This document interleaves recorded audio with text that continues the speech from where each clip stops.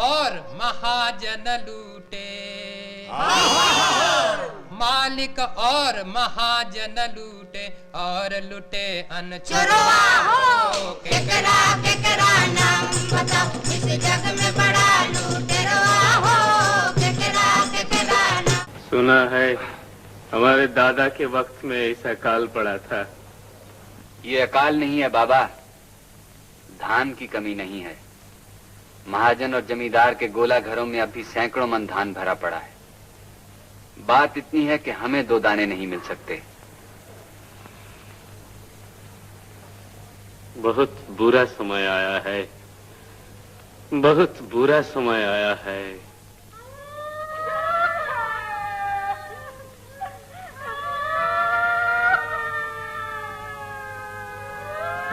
हर जोर जुल्म की टक्कर में हड़ताल हमारा नारा है। हर जोर जुल्म की टक्कर में संघर्ष हमारा नारा है। हर जोर जुल्म की टक्कर में हड़ताल हमारा नारा है। हर जोर जुल्म की टक्कर में संघर्ष हमारा नारा है। हर जोर जुल्म की टक्कर में हड़ताल हमारा नारा है। हर जोर जुल्म की टक्कर में हड़ताल हमारा नारा है। हर जोर जुल्म की टक्कर में हड़ताल हमारा नारा है। हर जोर जुल्म की टक्कर में हड़ताल हमारा नारा है। तुमने मांगे ठुकराई है, तुमने तोड़ा है हर वादा। तुमने मांगे ठुकराई है, तुमने तोड़ा है हर वादा। चीनी हमसे सस्ती रोटी, तुम चटनी पर हो आमादा। चीनी हमसे सस्ती रोटी, तुम चटनी पर हो आमादा। तो अपनी भी तैयारी है, तो अपनी भी तैयारी है, हमने भी ललकारा है। हर जोर जुल्म की टक्कर में हड़ताल हमारा नारा है। हर जोर जुल्म की टक्कर में हड़ताल हमारा नारा है। मत करो बहाने, संकट है, मुद्रा प्रसार इन्फ्लेशन है। मत करो बहाने, संकट है, मुद्रा प्रसार इन्फ्लेशन है। इन बनिए चोर लुटेरों को क्या सरकारी कंसेशन है। इन बनिए चोर लुटेरों को क्या सरकारी कंसेशन है। बदले मत झाको दो जवाब, बदले मत झाको दो जवाब, क्या यही स्वराज तुम्हारा है। हर जोर जुल्म की टक्कर में हड़ताल हमारा नारा है। हर जोर 1942 में जब आज़ादी की मूवमेंट चल रही थी, उस वक्त इप्टा भी 1 मई को, जो मजदूरों का दिन होता है, उस दिन बॉम्बे में इप्टा शुरू हुआ। और पहला प्ले ये किसका खून, ये जो है अली सरदार जाफरी साहब ने लिखा हुआ था और सेलोन के अनिल डी सिल्वा ने डायरेक्ट किया था। ये प्ले खेला गया बम्बई में। तो फिर बाहर सारे सब तरफ इप्टा की वो प्रोग्रेसिव राइटर की वजह से शुरू हो गया था, तो हर जगह छोटे छोटे यूनिट शुरू हो गए काम करना। फिर इप्टा में ही 43 में 25 में 43 मारवाड़ी स्कूल करके है, वहाँ पे एक कॉन्फ्रेंस हुई जिसमें ऑल ओवर इंडिया से लोग आए। और पृथ्वीराज कपूर जी तब वाइस प्रेसिडेंट थे इप्टा के। बाद में उन्होंने अपना थिएटर शुरू कर दिया 44 में। जब वो पहला प्ले हुआ, फिर के अब्बास साहब साथ में थे। उसके बाद जितने भी प्रोग्रेसिव राइटर एसोसिएशन के लोग सब साथ आ गए।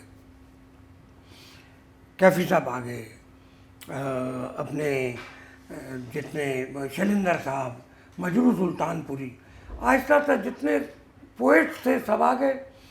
सब जो स्टेज एक्टर थे, कलकत्ता के शंभू मित्रा जी, तृप्ति मित्रा उनकी वाइफ, और यहाँ पे दादा शर्मलकर मराठी के दूसरे दिग्गज बड़े बड़े लोग, अन्नाभाऊ साठे, ये सब लोग आहिस्ता आहिस्ता 42 से लेकर 49, 50 तक सारे लोग जमा हो चुके थे।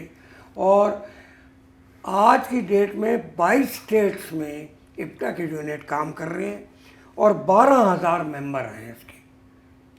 अब हमारी अपनी, वैसे बचपन से इंडिविजुअल का ताल्लुक़ होता है, जो कि हम बचपन में ही, मैं छोटा था तो मेरा चाचा सागर सती राइटर हैं, ड्रामेटिस्ट हैं, फिल्म मेकर हैं, अभी उनकी डेथ हो गई है 21 में।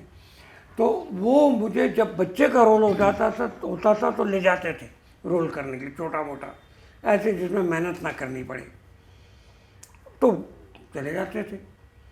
और जहाँ कहीं नाटक होता था वो दिखाने ले जाते थे। ग्रूमिंग शुरू हो गई एज इंडिविजुअल। इप्टा के नाटक इस तरह देखने लग गए। बलराज साहनी जी उन दिनों जू आर्ट थिएटर अलग एक चलाते थे, 56-57 की बात है। तो उनके उधर बच्चे का रोल था, तो सागर सती साहब वहाँ पे थे, तो उन्होंने कहा यार बच्चा चाहिए, तो मुझे ले गए। और वो नाटक जो था एकांकी खेला था हमने, पंजाबी में खेला था उधाली कुड़ी, उसी का हिंदी का वर्जन था सलमा। तो वो इप्टा की कॉन्फ्रेंस 1957 में दिल्ली में थी, रामलीला ग्राउंड में। तो इप्टा वाले, बम्बई वाले सारे गए यहाँ से, और मुझे चूँकि मेरी मदर मुझे छोड़ने आई और मैं कुछ 12-13 साल का था, और मेरी मदर रो रही थी कि बेटा मेरा जा रहा है कहीं बाहर अकेला। तो वो जो लेडीज़ जो एक्ट्रेस जितनी वहाँ पे जो आर्ट थिएटर की, तो उन्होंने कहा इप्टा के लोगों ने, क्या आप अकेली माँ हैं, यहाँ इसकी 5-6 माएँ हैं, चिंता न करिए, बहुत ख्याल रखेंगे।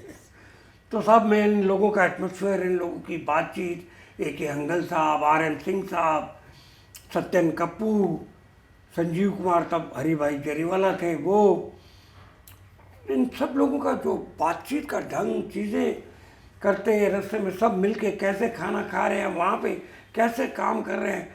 ठंडी रात 27 दिसंबर की रात में हमारा ये नाटक वहाँ पे खेला गया था, और मुझे इप्टा से मेरा जुड़ाव इस तरह हुआ था।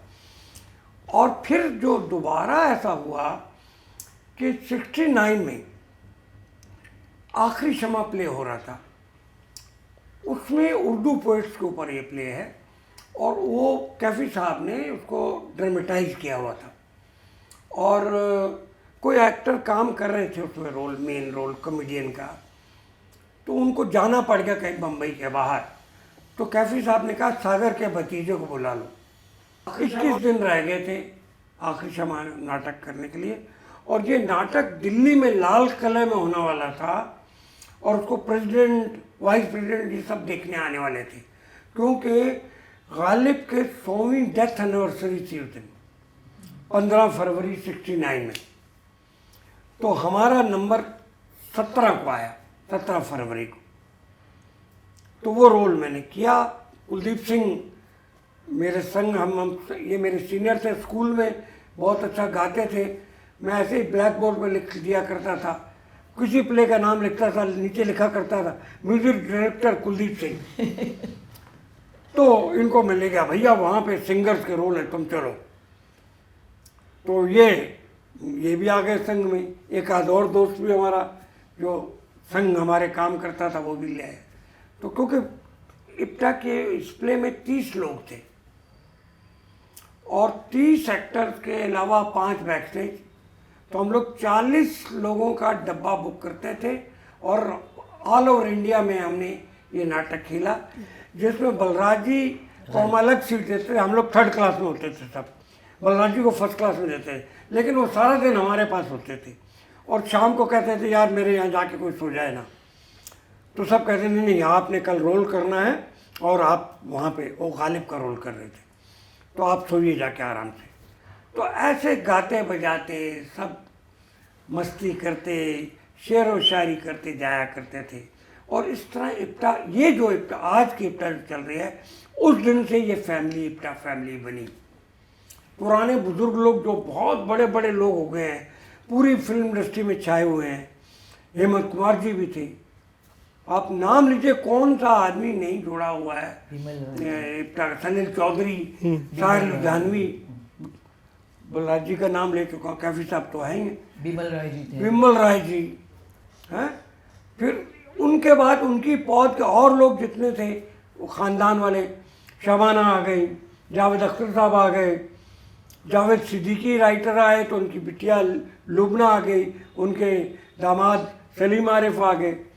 तो मतलब इस तरह बढ़ता गया। हमारे पास अभी बम्बई में 100 मेंबर हैं हम लोग, 100। और वो प्ले जो आखिरी शमा उस दिन शुरू किया आज तक चल रहा है, उसके 56 साल हो गए। उसके बाद मैंने एक और प्ले किया था शतरंज के मोहरे, जो 55 साल से चल रहा है, आज भी चल रहा है। और 1972 में पृथ्वीराज कपूर जी की डेथ हो गई 29 मई को, और हम सब वहाँ गए और कैफी साहब बड़े इमोशनल थे उस वक्त। उन्होंने कहा भाई इनकी याद में कुछ करना चाहिए। तो हम सब लोग अपने जहाँ एप्टा की रिहर्सल करते थे साधना स्कूल में आ गए और उन्होंने कहा भाई क्या कर सकते हैं इनके लिए। तो हम लोग इंटर कॉलेज कंपटीशन में जाया करते थे, भारतीय विद्या भवन में होता था।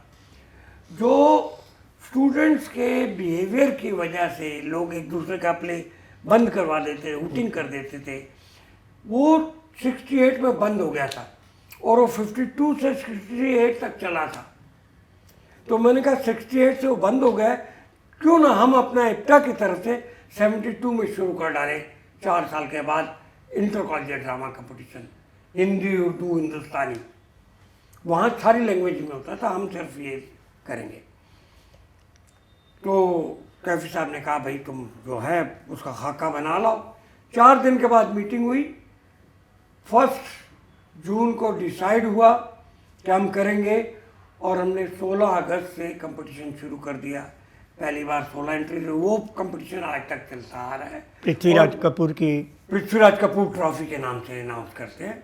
उसमें अभी जिसकी डेथ हुई, बलराज जी की डेथ, तो बलराज सानी के नाम पे ट्रॉफी शुरू की, कैफी साहब के नाम पे ट्रॉफी शुरू की, मनमोहन कृष्ण के नाम पे, A.K. हंगल के नाम पे, शौकत कैफी के नाम पे, अब्बास साहब के नाम पे राइटर की ट्रॉफी, R.M. सिंह की डायरेक्टर की ट्रॉफी। तो ये सब ट्रॉफियाँ हमने शुरू किए और बहुत अच्छा कंपटीशन था, बहुत अच्छी स्पिरिट होती है। और इस वजह से जो बच्चे वहाँ कंपटीशन में आते हैं, जो अवार्ड जीते हैं, वो इप्टा में आ जाते हैं। तो हमारे पास लोग आते ही रहते हैं। कुछ लोग सिनेमा में जाने के लिए, क्योंकि हम सब सिनेमा से जुड़े हुए हैं, ये फिल्म में म्यूज़िक देते हैं, मैंने फिल्में डायरेक्ट की हैं, वो फिल्मों में काम करती हैं। तो जितने लोग जो है इंटरेस्टेड होते हैं फिल्मों में, नाटक में, वो इप्टा में आते हैं कि हम इस बहाने अपना, तो बहुत अच्छा हमारा ये चल रहा है। मेरी एंट्री जो है मेरी एंट्री रमेश तलवार की वजह से हुई। हम लोग स्कूल में भी एक साथ में थे, कॉलेज में भी एक साथ थे। ये नाटक करता था, हम उसका म्यूज़िक करते थे, और जब भी म्यूज़िक की ज़रूरत होती थी तो इसको सिर्फ कुलदीप सिंह याद आता था, तो हम लोग आपस में करते थे। तो जब ये आखिरी शमा प्लान हुआ तो उसमें एक गायक की ज़रूरत थी, तो ये पकड़ के मुझे ले गया।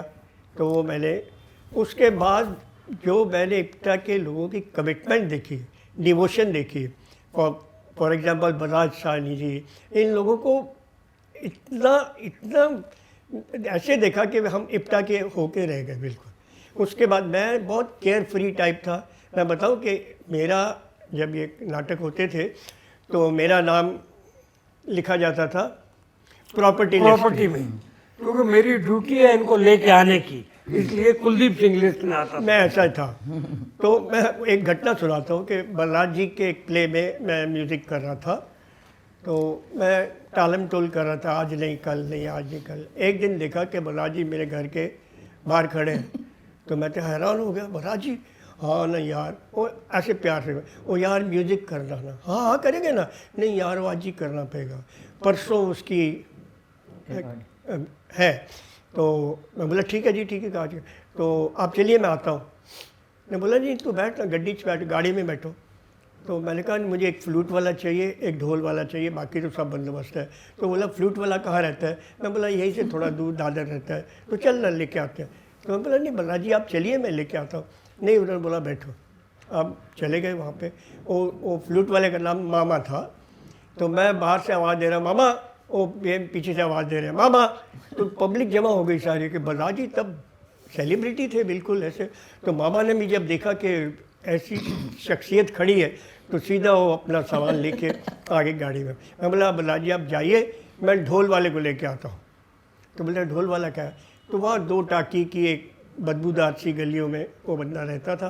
तो मैं सोचा बलाजी को कहा मैं तकलीफ़ दूँ, मैं जाके ले आता हूँ। नहीं चलते हैं। तो वहाँ भी पहुँच गए। तो मैं बोला आप बैठिए गाड़ी में, मैं उसको बुला कर। तो मेरे से पहले बाहर निकले और मैं गुलाम भाई उसका नाम था। तो मैं आवाज़ दे रहा हूँ गुलाम भाई, ये पीछे से आवाज़ दे रहा है। पूरा मोहल्ला इकट्ठा हो गया। अच्छा मैं बदबू आ रही थी, मैं अपने नाक पे ऐसे ये रख रहा था और बलाजी ऐसे थे जैसे कि यहाँ के यहीं के रहने वाले हैं। मतलब बिल्कुल महसूस नहीं होने दिया कि वो किसी ऐसी जगह। तो मैं बाद में मुझे इतनी शर्म आई कि इतना बड़ा आदमी और वो इस तरह से कैजुअल ले रहा है और मैं खाम का नाक पकड़। मतलब उनको देख के, जो बलाजी को देख के हमने बहुत कुछ सीखा है।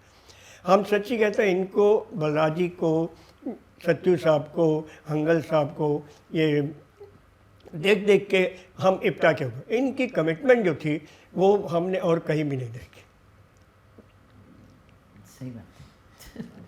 मैं मतलब म्यूज़िक तो करता ही था। म्यूज़िक मैंने उनके तकरीबन इब्टा के सारे प्लेस में, फिर बाद में मैं म्यूज़िक करने लगा। और मैंने फ़िल्में की, उसके बाद मैंने फ़िल्मों की तरफ देखा ही नहीं। ना किसी को सिटिंग दी, ना किसी को, जो आराम से काम मिलता था मैं करता था। अदरवाइज़ मैं इब्टा का था। रोज़ शाम को हमारी रिहर्सल होती थी, आपस में हम भाई लोग मिलते थे, मस्तियाँ करते थे, रिहर्सल करते थे। बस ये समझिए कि ये जो हमारे अंदर कुछ थोड़ी सी इब्टा की बात है, तो ये जो लोग थे हमारे सीनियर्स, उनकी वजह से उन्होंने कभी अपना कुछ नहीं देखा। अब मैं कहता हूँ, जहाँ ये साधना स्कूल की बात की है इन्होंने, जहाँ रिहर्सल होती थी तो बहुत कॉलेज जब बंद हो जाता था तो बड़ी धूल वूल मट्टी होती थी। तो बजाज सबसे पहले आके झाड़ू उठाते थे। किसी को बोलते नहीं थी कि झाड़ू, हम खैर उनसे छीन लेते थे, कुछ करते थे, लेकिन वो इतने कमिटेड थे। तो उनको देख देख के तो आज जो भी हमारे अंदर कुछ थोड़ा सा कुछ है तो इन लोगों की वजह से। मेरी एंट्री तो बाय चांस हुई है इब्टा में। कुछ ऐसा उसके पहले बहुत ज़्यादा मैंने कुछ कई ड्रामे किए हैं, स्कूल वूल में किए थे, वो एक अलग बात थी। सेकेंड ईयर में थी मैं, अबाउट 17 ईयर्स की। तो 1963 में एक प्ले हुआ था जवाबी हमला, चाइनीज़ एग्रेशन जो हुआ था 62 में, उसके ऊपर। तो ये लोग पहले करते थे वो प्ले। तो तरला जी करती थी, दीना जी की बहन, वो एक रोल करती थी। और संजीव कुमार थे नहीं उस वक्त, हरि भाई थे, तो वो भी एक इंडियन सोल्जर का काम करते थे उसमें। तो उसमें इब्टा में मेरे एक चाचा थे विसूरा जी करके। तो तरला जी फ्री नहीं थी हैदराबाद के शो के लिए, तो उनको ऐसी एक लड़की चाहिए थी कि जो उस उम्र की हो और वो रोल कर सके। तो मैं बस स्टॉप पे खड़ी थी, मतलब मुझे इब्टा में कैसे आना ही था ये मैं बता रही हूँ। बस स्टॉप पे खड़ी थी, मेरे चाचा बस में से जा रहे थे, पास हो रहे थे। तो उनको लगा ये करती रहती है ना, मतलब स्कूल में चौड़ में इधर उधर, इसको पूछ लिया। तो मेरे फादर बोले नहीं ऐसा तो अलग होता है, लेकिन इस तरह से एक थिएटर में और ये, और वो भी हिंदी थिएटर और बाहर है शो, कुछ से वो तो कुछ हमारा वो नहीं है। लेकिन फिर सोचा कि चलो करो, एक हाथ शो कर लो करो। अब जब रिहर्सल शुरू हो गई तो 2 प्लेस जा रहे थे, अफ्रीका जवान परेशान और जवाबी हमला। तो सब में मिलके, जैसे वो थे, हंगल साहब भी थे, शौकत आपा भी थी, दीना जी भी थी और हरी भाई भी थे, तो और भी कुछ लोग थे, अच्छे आर्टिस्ट थे। तो उसके बाद ये हुआ कि जब रिहर्सल शुरू हो गई, अब मेरा ये था कि ऐसे मेरी लिखने की हिंदी अच्छी थी, लेकिन वैसे तो मातृभाषा तो मेरी मराठी है, तो मराठी के अलावा तो हिंदी में काम तो कभी किया नहीं था, और ऐसे दिग्गज लोगों के साथ वो भी करना है। तो मैं जब शुरू किया तो अभी शौकत आपा को याद नहीं था, लेकिन मुझे याद था। तो उन्होंने बोला बेटा तू अपने डायलॉग याद रख बस, मतलब उससे ज़्यादा हम एक्सपेक्ट नहीं कर रहे तुमसे, ऐसे हो सकता है। तो मैं उनको ऐसी मजाक में बोलती थी कि नहीं मैं, आपको ऐसे लगता है ना, मैं आऊँगी आपके घर में बहू बन के रहूँगी और आपके इब्टा में भी आऊँगी। एनीवे तो ये मजाक की बात है। तो फिर इस तरह से मैं इब्टा में आ गई। फिर एक शो हो गया हैदराबाद का, बस जो आ गई वो आ गई। मुझे लगता है वो ऐसे टिक गई कि आज 60 साल हो गए तो मैं यहीं पे हूँ। और जैसे रमेश जी ने और कुलदीप जी ने कहा, जो कुछ हमने ये सीखा है, मतलब आप डिसिप्लिन की बात करो, आप लगन की बात करो, आप कमिटमेंट की बात करो, आप सोचने की बात करो, आप दुनियादारी की बात करो, लोगों से मिलने की, लोगों से किस तरह पेश आना, सब लोगों को कैसे एक जैसा समझना और किसी भी काम को बुरा नहीं समझना या किसी भी काम को ऐसे नहीं समझना कि मेरा काम नहीं तेरा, ये सब जो है हमारे लिए इप्टा की देन है। क्योंकि जैसे इन्होंने कहा कि हमने देखा है ऐसे लोगों को, और हम लोग इतने फॉर्चुनेट हैं, मैं बोलती हूँ कि ऐसे लोगों के साथ हमारा उठना बैठना हो गया, और ऐसे लोगों से हमको ऐसा उन्होंने कुछ सिखाया नहीं कि ये करना चाहिए वो करना चाहिए, इस तरह कोई प्रीचिंग या कोई इस तरह ट्रेनिंग देने की कोशिश नहीं की हमको। लेकिन जब आप किसी को देखते हैं कि कोई झाड़ू लगा रहे हैं, अपने कपड़े फोल्ड करके रखने हैं, मतलब कोई जूनियर जैसे शैली थी, कोई डांट भी रहा है कि आप अपने कपड़े फोल्ड करके रखिए, तो कर लेते थे वो। ऐसे नहीं उनको, ये नहीं कि भैया मैं फिल्म का हूँ, वहाँ तो उनके पास 10 आदमी होंगे करने के लिए। लेकिन ये जो चीज़ थी कि अपना काम करना, और सारे लोग एक जैसे हैं ना, कोई अपना लाइवलीहुड के लिए कुछ काम करे, कोई कुछ काम करे, कोई कुछ काम करे। इस प्लेटफॉर्म पे सब लोग एक जैसे, अपना काम खुद करो और एक दूसरे के साथ मिल के करो। कोई झाड़ू लगा रहे, शौकत आपा तो जैसे पहले आउटडोर जाते थे हम लोग, तो एक बड़ा सा हॉल होता था जेंट्स के लिए, गद्दे वो लोग बिछाते थे, और 2-3 ही वो हो जाती थी, टॉयलेट की सुविधा हुआ करती थी, और लेडीज़ के लिए एक ज़रा बड़ा सा कमरा होता था जिसमें दीना जी हो, शौकत आपा हो, हम लोग सब हो, कुछ भी। तो शौकत आपा का पहले काम था बाथरूम चेक करना, और जाके पहले जो है हार्पिक वार्पिक डाल के खुद जाके पहले वो साफ़ करना, पहले झाड़ू लगाना, क्योंकि कहीं भी रहना है तो वो जगह मुझे क्लीन चाहिए, बेटे बाथरूम अच्छा होना चाहिए, ये उनका डांटना होता था। तो मतलब ऐसे लोगों के साथ मैं कहती हूँ इप्टा में पले बड़े हुए हैं, ये हमने देखा है। तो फिर इस तरह की जो हमारी ट्रेनिंग या जो भी हुई है अपने आप जो हमने सीखा है, तो बस इन्हीं लोगों की देन है वो। और मुझे आई होप कि हम लोगों ने उनसे जो लिया है वो हम आगे दूसरे लोगों में जो हमारे, क्योंकि ऐसा सिखाने से या बताने से या डांटने से या फिर लेक्चर देने से मुझे नहीं लगता कि कोई इस तरह की बातें अपने में आ जाए, जो इप्टा की वजह से और ऐसे लोगों को देखने की वजह से, जैसे बलराज जी हैं, हंगल साहब थे, मनमोहन जी थे, उन्होंने कहा, दीना जी हैं, शौकत आपा है, सिंह साहब थे, फिर जो डायरेक्टर्स और हमारे थे सब, तो बस उनकी वजह से हम लोग जो हैं आज जो कुछ हमारे में ये डिसिप्लिन बोलो या लगन बोलो या कमिटमेंट बोलो या जागरूक इंसान की रहना बोलो, ये सब उन्हीं की वजह से है। और शैलेंद्र जी तो हमारे इप्टा के ही थे, शैलेंद्र जी हमारे इप्टा ही के थे। हमने शैलेंद्र जी के बहुत सारे गाने हम लोग इप्टा में क्वायर के रूप में गाते हैं। तू जिंदा है तो जिंदगी की जीत पे यकीन कर, अगर कहीं है स्वर्ग तो उतार ज़मीन पर, कैफी आज़मी साहब के गाने। फिर ये हम इप्टा का क्वायर ग्रुप है जहाँ हमने कई गाने इस तरह के तैयार किए हुए हैं। और शैलेंद्र जी तो फिल्मों में आना ही नहीं चाहते थे, वो कहते भाई मैं इप्टा वाला हूँ। वो मजबूरी थी, किसी वक्त कुछ पैसों की ज़रूरत पड़ गई तो उन्होंने बोला चलो एक गाना लिखता हूँ, तो एक लिखते लिखते वो फिल्मों के हो रहे, वरना वो पूरी तरह से इप्टा वाले थे। हमने उनको भरी सभा में सुना है, जिस कमिटमेंट से वो गाते थे, बोलते थे अपनी कविता, तो वो बहुत हम क्या कहें कि हमारी जनरेशन के भाग्य है कि हमने इन लोगों को देखा है, इन लोगों को सुना है।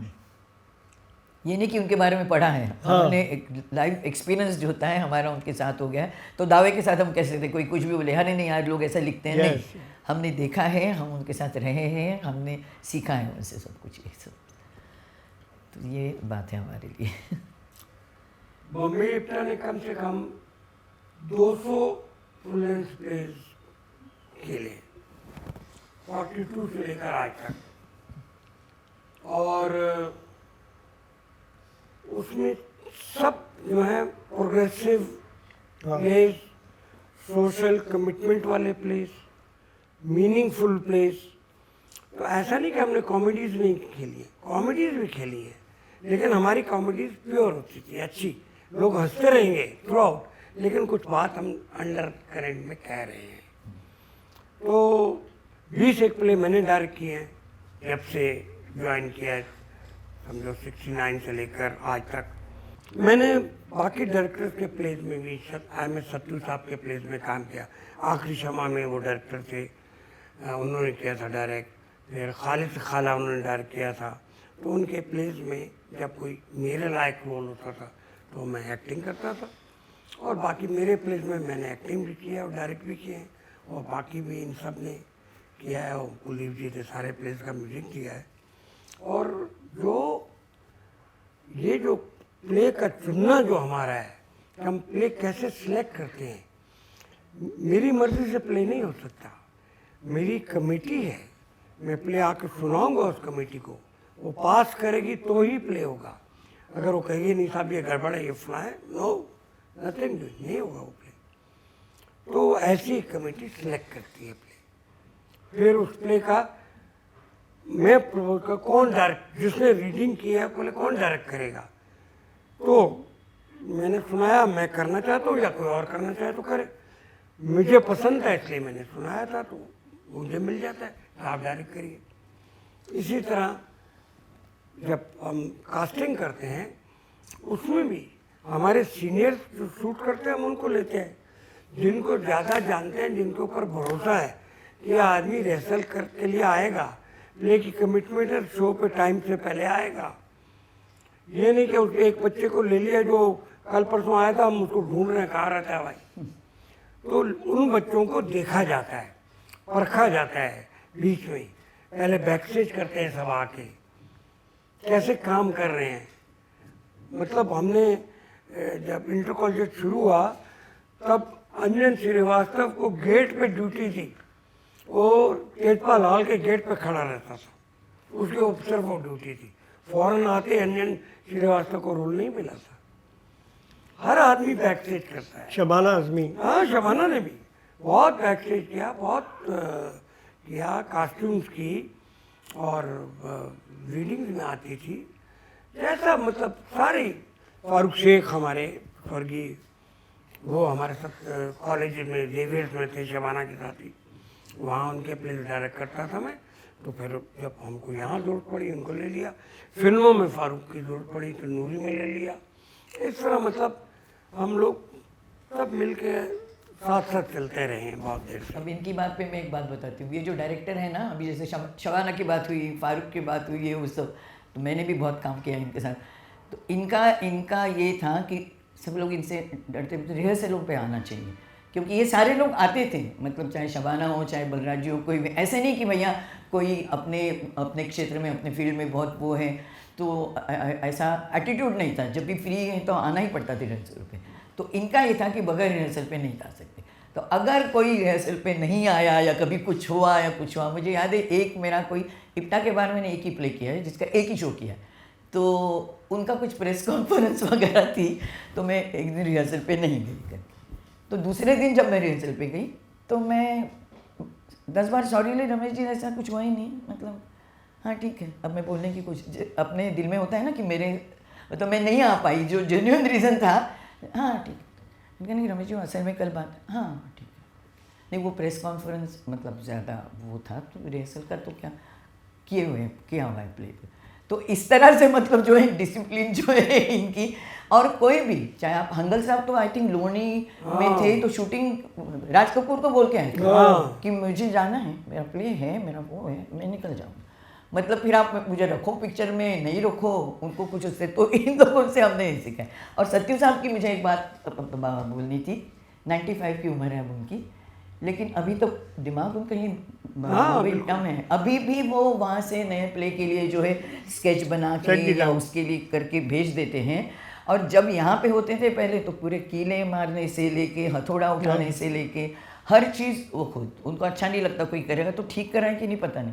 तो वो ये नहीं होता था कि भैया दूसरों के ऊपर छोड़ देंगे चीज़ों को, खुद अपनी तरफ से पूरी ये कारीगरी जो करते थे। और अभी भी स्केचेस भेजते हैं, उनकी पूरा उनका ध्यान यहाँ रहता है कि क्या हो रहा है शो में, शो कैसा हो रहा है, उसकी मतलब उसका आर्ट डायरेक्शन कैसा हो रहा है, उसके सेट्स कैसे लग रहे हैं। तो शतरंज के मोहरे की आप उनको सेट की बात बता दो, जो पिलर्स उन्होंने बनाए थे। हाँ हमारे जब शतरंज के मोहरे में करने लगा तो पहले मैंने बॉक्स सेट मंगाया किराए पे, जो मराठी प्ले में यूज़ होता था, तुझा पाशी में। तो सट्टू साहब ने प्ले देखा, उसने कहा बेटा मैं कर देता हूँ। वहीं बैठ के उन्होंने स्केच किया, 6 खम्भे बनाए कपड़े के, 161 रुपये में सेट तैयार था मेरा। और लोग देखते थे, बोले अरे वाह, मतलब पहले लोग हैरान होते थे, अरे तो मराठी वाले भी देख रहे हैं, बोले यार ये तो कमाल है, तो हवेली की जो फील उन्होंने वो दी थी उसमें, जो आज तक वही सेट चला आ रहा है इतने साल से, 55 साल वो मांझर पाट लेके आए थे। मांझर पाट के साथ बनाए थे कमरे उन्होंने। तो आजकल हमारा प्ले चल रहा है कैफी और मैं, जिसमें शबाना आजमी काम करती हैं, जावेद अख्तर ने लिखा है और इनका म्यूजिक है कुलदीप जी का, इनका बेटा जसविंदर सिंह उसमें गजलें गाता है। तो उसके हमारे शोज होते रहते हैं। अब जो फंडिंग है, जो पैसा इप्टा में हम जो है लोगों को कुछ मेहनताना नहीं देते। अगर पृथ्वी थिएटर में शो है 200 सीटें हैं, तो एक टिकट अगर 500 रुपये का है तो हर आदमी को 500 रुपये मिलेगा, चाहे वो शबाना आदमी है, चाहे रमेश तलवार है, चाहे कुलदीप सिंह है, चाहे कुलवार। 10 रुपए से शुरू हुआ था। 5 रुपये 10 रुपये नहीं, बगैर पैसों की शुरू हुआ था। हाँ, वो बात उसके बाद 5 रुपये शुरू हुए, 5 रुपये शुरू, फिर 10 रुपये शुरू हुए।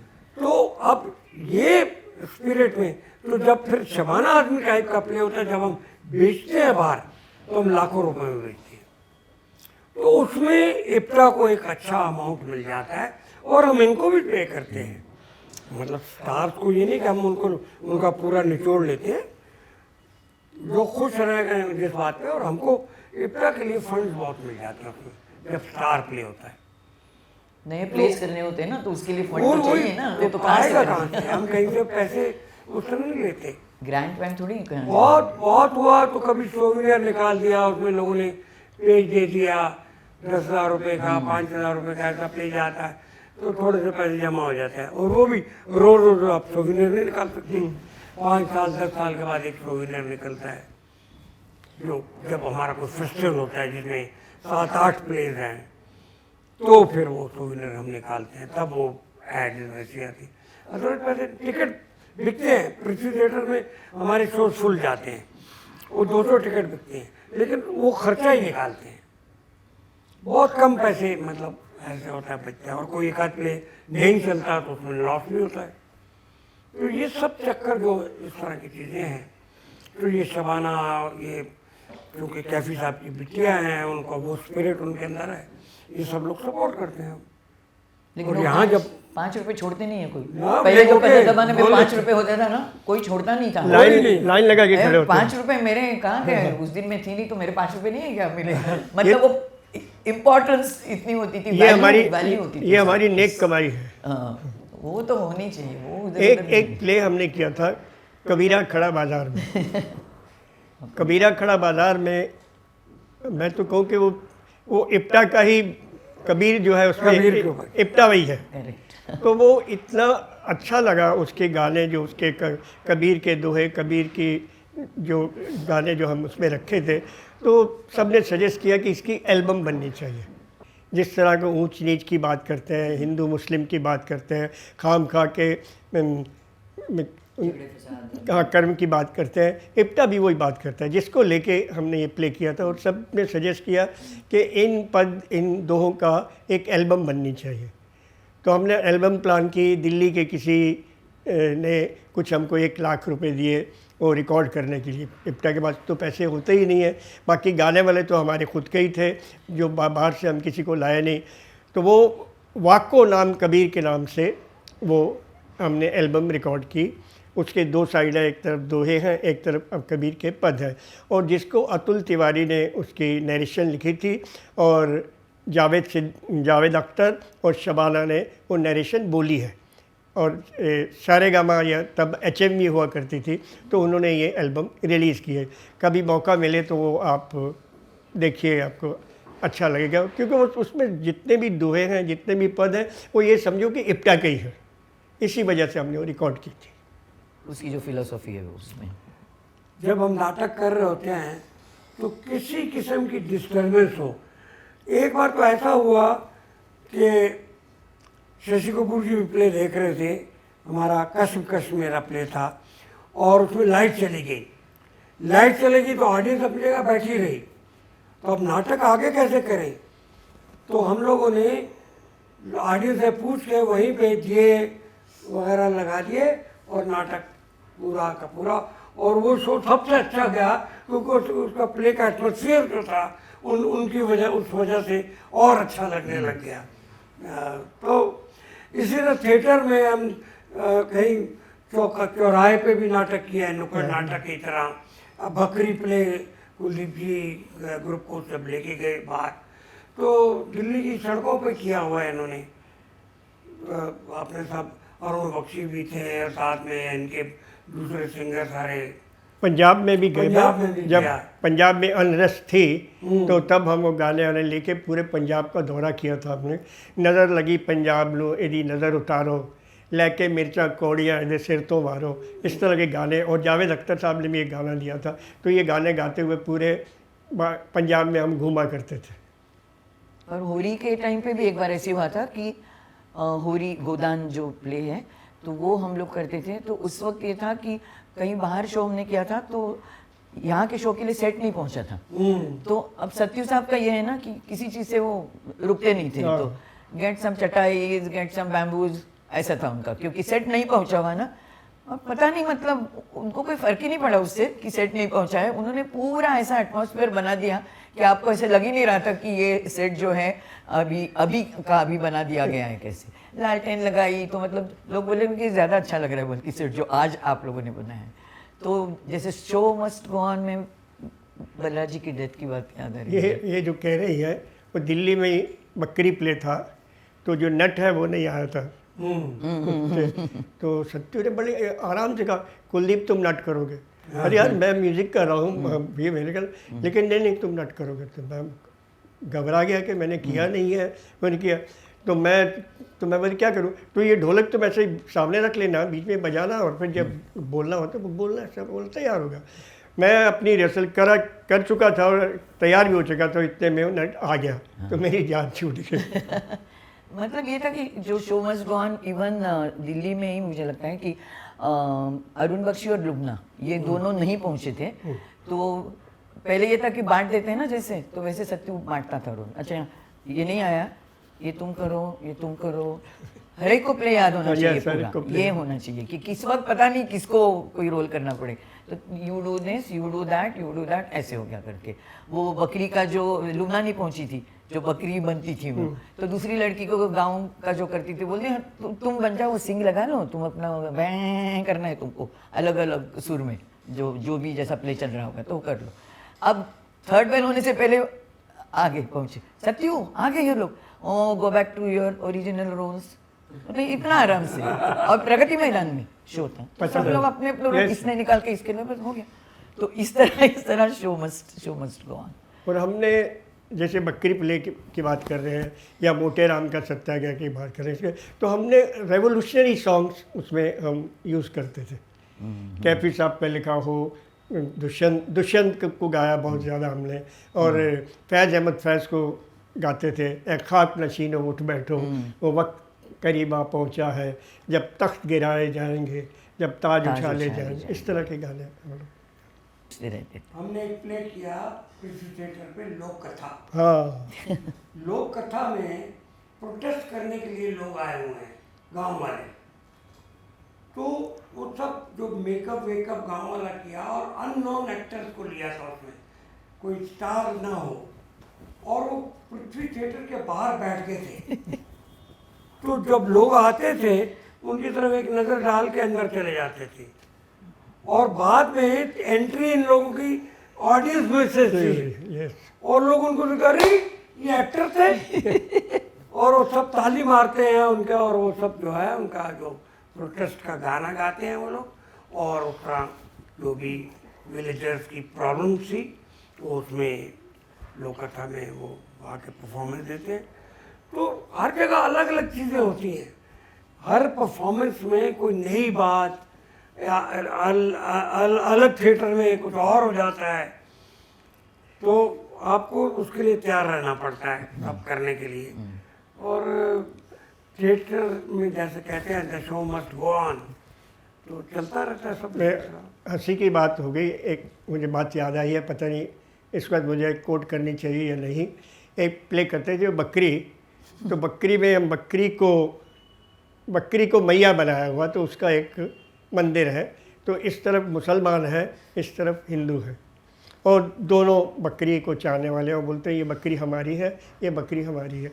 तो मैं पीछे हारमोनियम लेके बैठता हूँ, हम लोग गाना गा रहे हैं पीछे से। तो अच्छा, क्योंकि सत्यू बहुत लिबर्टी देने वाला बंदा है, तो मुझे याद आया कि यार मैं भी कुछ कर सकता हूँ। तो मैं घर से एक किरपान और वो पीला साफा जो है वो लेके चुपचाप आके नीचे पीछे बैठ गया। तो जब हिंदू मुस्लिम आपस में ये हुए तो मैं छलांग मार कर खालिस्तान उनको पता ही नहीं था कि ये भी होने वाला है। तो ये मेरी तो मैं कभी इसको देखूं कभी इसको करके मैं बाहर निकल गया और तालियां। सत्यू को किसी ने बताया तो बहुत खुश हुआ।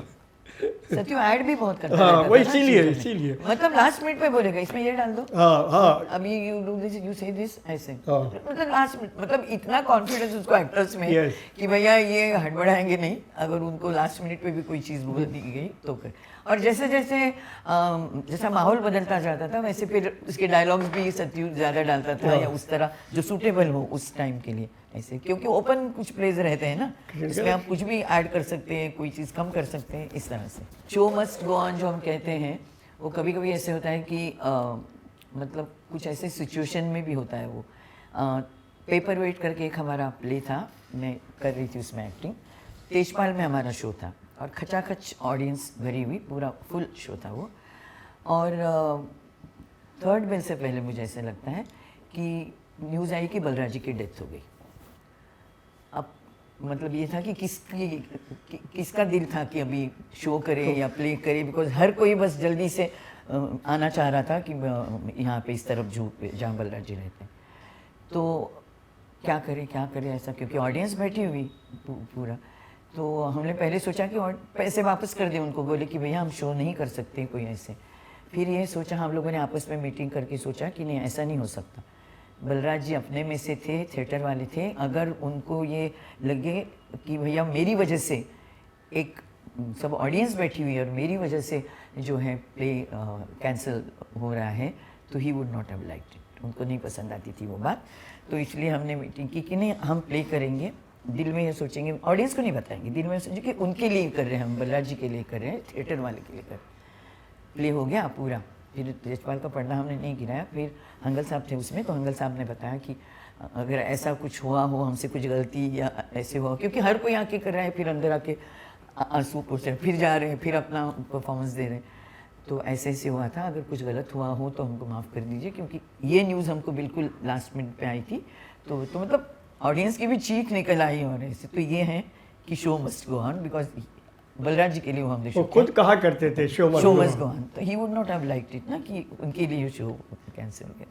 तो इस हद तक शो मस्ट गो ऑन कभी कभी करना पड़ता है हमको।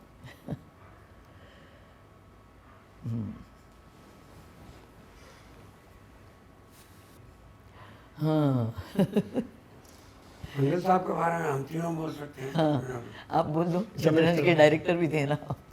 नहीं, हंगल साहब बहुत ही डिसिप्लिन, बाप रे।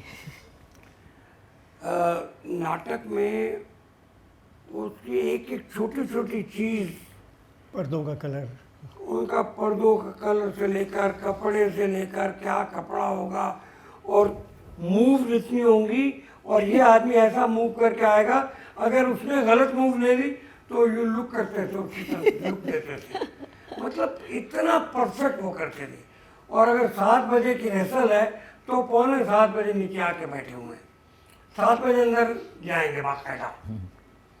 तो वो सब जो उन लोगों की आदतें थी, जो बातें, उनका डिसिप्लिन था, वो कुलदीप सिंह को भी वो करना पड़ा। बिल्कुल, कि जो टाइम पे पहुंचना है, कि भाई अंकल साहब तो 7 बजे आ जाएंगे, कुलदीप जी 5 मिनट पहले ही पहुंचना। सब लोग डरते थे कि पहले जाओ भाई, अंकल साहब आके बैठे होंगे। नहीं मैं कभी नहीं आता था ना टाइम पे, उनको देख देख के ये सब बहुत नहीं, परफेक्शन का तो रमेश जी ये था, शतरंज का प्ले था, शायद रिहर्सल थी, क्या था मालूम नहीं। तो हंगल साहब ने आज ये सोफ़ा जो है थोड़ा सा अलग जगह पे हुआ है, तो हमने कहा नहीं हंगल साहब, नहीं सोफ़ा वही है जहाँ, नहीं मेरी जब लाइन ख़त्म हो जाती है वो ये सोफ़े के पास होती, मतलब उनको इतना वो था कि सोफ़ा गलत लगा होगा, मैंने अपनी लाइन जो है वो करेक्ट बोली है, क्योंकि मेरी लाइन ख़त्म नहीं हुई। शौकत भाभी और वो इतना परफेक्शन उनको चाहिए होता था कि हमको डर लगता था कि कहीं इतनी सी भी चूक ना हो जाए, चाहे सेट की बात करो या लाइन की बात करो,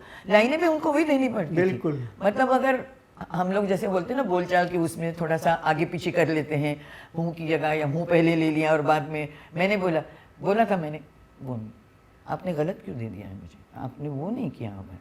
तो इतना उनके साथ परफेक्ट आपको अलर्ट रहना पड़ता था कि पता नहीं इधर उधर ना बात हो जाए, क्योंकि परफेक्शन का नाम मंगल साहब ये बोलते हर चीज़ में, मतलब इसी तरह शौकत कैफी, हाँ वो भी उनका डिसिप्लिन भी ऐसा था, उनको एक डायलॉग बोलना होता है, प्ले के पीछे से आया है, ये अन्ना बच्चे को क्या बेहतरा सुना गई, आखिरी शब्दों में डायलॉग था।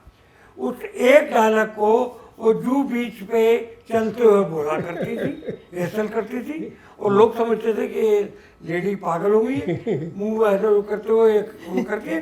और हमने जितने शोज किए, हर शो में हमारे साथ आउटडोर गई, वो एक लाइन बैक स्टेज से बोलने के लिए 3rd क्लास में बैठ के, सामने भी नहीं है।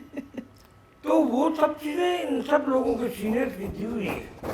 हमारे अंदर जो इप्टा में डिसिप्लिन है या हमारे एक्टरों में जो डिसिप्लिन है, इन लोगों का दिया हुआ है।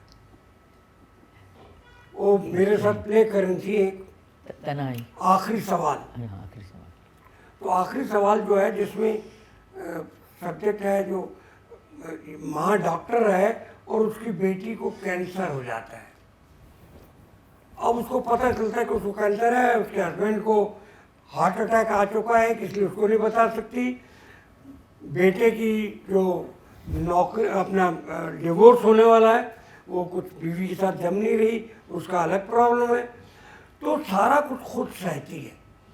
तो जब शौकत भाभी रोल करती थी, 4 शो में उनका ब्लड प्रेशर इतना हाई हो गया कि कैफी साहब आए और मुझसे हाथ जोड़ के कहा, मेरी बीवी मुझे वापस कर दो।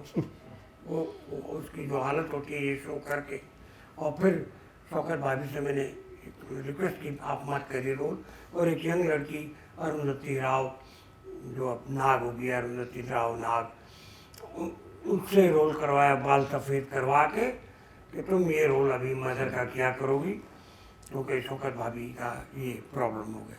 तो उनको लगता था कि जब वो रोल कर रही हैं कि शबाना को ये हो गया है, ऐसा सोचती थी वो। ऐसा सोचती थी, तो उनका इमोशन निकल के आता था। तो यही सिखाया गया, तो वो उनकी सेहत पर उसका बुरा असर पड़ा, और फिर वो उनको रोल छोड़ना पड़ा। बहुत इम्पोर्टेंट रोल, और उनके लिए रोल परफेक्ट था, लेकिन क्योंकि स्टेज पे आपको अपने अंदर से जो एक्टिंग करने का होता है, अंदर से भाव लाने हैं, उसकी वजह से वो सोचती थी कि शबाना को कैंसर हो गया, और मैं तो। और उनको अच्छा नहीं लगता था कोई विंग में अगर होती थी ना कोई ऑल द बेस्ट जो बोलते हैं ना विंग में पहले, तो इतनी उस रोल में बैठी हुई रहती थी वहाँ पे। तो ये लोग ऐसे शुरू से अपने रोल में ऐसे होते थे कि उनको कोई फालतू की बातें या कोई बैक स्टेज पे आवाज़ें कर रहे हैं, हाँ हंस रहा है, वो अच्छा नहीं लगता था। Because they use to go, Hangal साहब नहीं ऐसे चक्कर लगाना शुरू करते थे, क्योंकि उनको गुस्से से एंट्री लेनी होती थी, तो वो पहले ही उनकी विंग में ऐसे उनका चक्कर लगना शुरू होता था, चाल ढाल में गुस्सा ले आते थे। और आपा का तो ये है, अजहर का ख्वाब में इंटरवल के बाद उनकी एंट्री थी, लेकिन वो सबसे पहले सबके साथ आके पूरा गरारा वरारा ऐसे टाइप के वो कपड़े पहन के जिसमें गर्मी जल्दी लग सकती है, फुल मेकअप सब तैयार होके आईने के सामने अपने डायलॉग्स बोल के, हाय मियाँ तुम करके पूरे डायलॉग्स अपने बोला करती थी। उनको कोई ज़रूरत नहीं थी कि उस वक्त मतलब पहले से आके बैठना या इंटरवल के बाद एंट्री, आपा आराम से तैयार हो जाओ। नहीं बेटा, मतलब ऐसे लोग थे। तो अभी क्या, कई बार होता है ना कि इतने शोज हो गए तो अब रिहर्सल की क्या ज़रूरत है, पर उनको हर शो में रिहर्सल की ज़रूरत है, चाहे कितने भी शो थे। तनाई के बाद याद है आपको, कैफी साहब से डायलॉग करवाती थी वो सुबह चाय के टाइम पे। फिर जब शो होने के बाद फिर उनको कहा था कैफी साहब ने कि आज नॉर्मल सुबह लग रही है मुझे अपने घर में, क्योंकि नहीं तो प्ले ही चलता रहता है मेरा सुबह चाय के साथ। क्या बोलना है इनके बारे में। अच्छी जब बीमार थे और तुम्हें साइन करना कुछ करना था, बुलाया था, तो कंपाउंडर बोल रहा था उनको कि नर्स बोलती थी कि नहीं निकाल दिया था। वो हमने उन दिनों मैं जनरल सेक्रेटरी हुआ करता था, तो इप्टा की ऑल इंडिया के हमने प्लेस मंगवाए थे, तो मैं क्या और सब करते, सब कैफी साहब ही करते थे, सब फ़ोन वोन कर देते थे, और मुझे सवेरे आके सिर्फ हाजिरी देनी होती थी और मुझे ये कहते थे हाँ भाई तुम इसको फ़ोन कर लो, ये कोको कोला का फलाना है, इसको फ़ोन कर लो, ये इसको फ़ोन कर लो। तो मैं फ़ोन करता था और काम हो जाता था सब तरफ से। तो एक दिन मैं सुबह सुबह गया तो कैफी साहब लेटे थे, वो नेबुलाइजर लगा हुआ था। तो मैं आराम से बैठ गया, मैं बैठा। तो उन्होंने जैसे देखा तो नर्स को गुस्से से कह रहा निकालो, निकाल लिया। तो नर्स बोलती नहीं अभी लगाया तो कम से कम आधा घंटा। नो नो देखो, फिर ज़बरदस्ती अपने हाथ से निकाला और बोला मेरी जान से ज़्यादा कीमती इनका टाइम है। जो मुझे टाइम दिया उन्होंने कि ये काम करने का, मतलब इतने सोच तो ऐसे कमिटेड लोग थे। वो करके फिर मुझे इंस्ट्रक्शन दे के सारी बातें करके उसने नर्स को बोलते अभी लगाना तो लगा। ऐसे लोग तो ऐसे लोगों को हम कैसे भूल सकते हैं? मतलब उनका कुछ इतना कुछ तो हमारे अंदर आया है। चलता रहेगा। और ये आपने उसमें रखना हो तो रखिए, वरना निकाल दीजिए। मुझे कैफी साहब की एक और बात याद आई है कि मैंने जैसे पहले ही कह रहा था कि मैं बहुत शरारती किस्म का था, तो मैं सीरियसली नई बातों को लेता था और कैफी साहब तक ये बातें हमेशा पहुंच जाती थी कि कुलदीप सिंह है, कुलदीप सिंह हो। एक बार कैफी साहब मेरे घर के उधर भी आए थे, उनका कोई ड्राइवर बीमार था तो उसको देखने आए थे। तो चलो जू से कोलीवाड़ा तक तो वो उसको देखने, उसका पुरसिश करने के लिए वो आए थे। तो उन्होंने मेरे पिताजी को देखा जो सफ़ेद दाढ़ी और ऐसा रुबाब चेहरा, और उनका मतलब देखा कि एक कुलदीप जो है ये अपने बाप से डरता है बहुत। तो वो उन्होंने देख लिया था। तो वो एकदम हैदराबाद हम किसी शो के लिए गए, तो स्टेशन पर ही जब हम उतरे तो लोग आए हार लेकर, ये लेकर, वो लेकर, और कैफी साहब ने और फ़ोटो खींच रहे। कैफी साहब ने अपने साथ मुझे खड़ा किया। मैं बड़ा खुश हुआ कि कैफी साहब ने बुला के मुझे अपने साथ खड़ा किया और सिगरेट पी रहे थे। जैसे ही वो क्लिक होने वाली थी ना तो उन्होंने सिगरेट मेरे मुंह पे लगा दिया। हो गया ना तो बोलते हैं आप बच्चे तू कर, ये फ़ोटो तेरे बाप को जाएगी। ऐसे मस्करी थे बहुत। क्या क्या बातें, कितनी बातें। उनकी कुर्बत में हमने बहुत ज़ुबान भी सीखी है, डिसिप्लिन तो खैर सीखा ही है, कमिटमेंट सीखी है। अब जो छोटी मोटी बातें हम कर रहे हैं ये समझो कि उन्हीं का दिया हुआ है जो हमारे पास। अब मेरी आँख भर आई जब मैं कैफी साहब को याद कर रहा हूँ।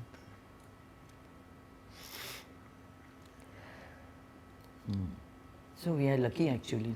Yes, we are, of course we are lucky. अच्छी बड़ी बड़ी हस्तियों के साथ जो जेन्युइन थे, मतलब ऐसे नहीं कि भैया दिखाने के लिए, लोगों को, समाज को दिखाने के लिए, और जिन्होंने रियली कंट्रीब्यूट किया है समाज की जागृति के लिए, या इंसान का भेदभाव, जैसे चाहे वो रिलीजन का हो, कास्ट का हो या क्लास का, जो भी है, तो उनके साथ हम लोग रह सके, उनको देख सके, उनकी चीज़ें सीख सके, उनकी जो भी फिलॉसफी या जो भी थिंकिंग है वो थोड़ी सी, जैसे कहते कुलदीप जी, थोड़ा सा भी हम में आया हो और हम अगर आगे उसको दे सके हमारे बच्चों को, तो हम लोग अपने आप को ज़्यादा ही वो समझेंगे। तो इनामदार प्ले ये लोग खेल रहे थे। इनामदार प्ले RM सिंह साहब ने डायरेक्ट किया था। तो वहाँ मेरी उनसे मुलाकात हुई। वो हमारे काफ़ी प्लेस उन्होंने डायरेक्ट किए, बहुत उस ज़माने से लेकर, मतलब इवन मेरा प्ले जो जिसमें मैंने मेन रोल किया था, भूखे भजन नाव गोपाला, उन्होंने डायरेक्ट किया था। जवाबी हमला भी किया था उन्होंने, जवाबी हमला में बहुत सारे प्लेस किए उन्होंने। तो वो जो थे वो उन्होंने शादी नहीं की थी और पूरा डिवोशन इप्टा के काम पे सब कुछ। वो कहीं सिने म्यूजिक डायरेक्टर एसोसिएशन में नौकरी करते थे और वो बाकी सारा काम, सारा टाइम इप्टा को देते थे।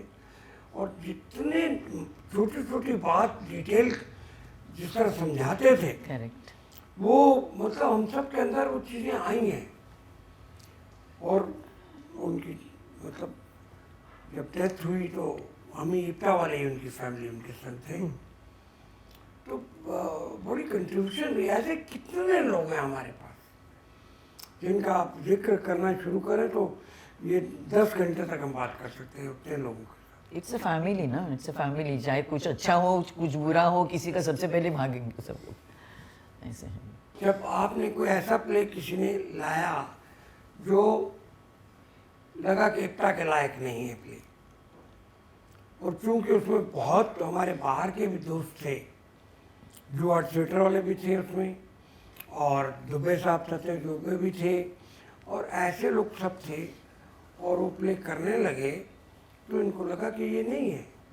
तो फिर जो होता है नहीं साहब ये तो हम प्ले नहीं करेंगे इप्टा में। और फिर कई लोग जो हैं इप्टा छोड़ के चले गए कि ये क्या बात है, ज़माना आगे चला गया, अभी आप अभी तक अपनी फिलॉसफी लेके बैठे हैं, हिंदुस्तान आज़ाद हो गया है, हमको ये सब करना चाहिए। लोगों का आप करिए, आपके अपने ग्रुप्स में जो मर्जी करिए, इप्टा की अपनी फिलॉसफी है, प्रोग्रेसिव प्ले किए जाएंगे, जो सेकुलर होंगे प्लेस, और जो थॉट्स जो होनी चाहिए प्रोग्रेसिव होनी चाहिए, सोशलिस्ट होनी चाहिए, वही करेंगे हम नाटक। आम जनता के साथ करेंगे, आम जनता के लिए करेंगे। हम किसी धर्म के खिलाफ नहीं बोलेंगे, हम किसी ऐसा गलत बात नहीं करेंगे जो हमारा मन ही नहीं मानता, जो सिस्टम में जो चल रहा है, तोड़ने के लिए नहीं करेंगे, जोड़ने के लिए करेंगे। बिल्कुल। और ऐसे अपने कंडीशंस भी हैं कि किसी भी प्ले में रिलीजियस या पॉलिटिकल ऐसे वो अटैक किसी पे नहीं होना चाहिए, तो सीधे साफ सुथरे अच्छे मीनिंगफुल प्लेज होने हम कैफी साहब का वो गाना भी गाते हैं ना, हम दीवाने हम परवाने, अपने वतन के अपने चमन के। उसमें आता है तोड़ना अपना काम नहीं है, हम हैं दिलों को जोड़ने वाले, क्या हिंदू और क्या मुस्लिम, कैसे गोरे कैसे काले, सब भी एक ही माला के सब दाने, हम दीवाने हम परवाने। वैसे ही हम सब दीवाने। हम लोगों ने भगत सिंह के ऊपर प्ले किया है, अशफाक उल्लाह के ऊपर प्ले किया है, वही उसी स्पिरिट में, जैसे कबीर की बात कर रहे हैं, उस तरह कई चीज़ें कि जब भगत सिंह प्ले खेला गया, सागर सदी ने लिखा, सत्तू साहब का डिज़ाइन था, और शमा जेदी ने डायरेक्ट किया था, तो बहुत शोर उसके हुए।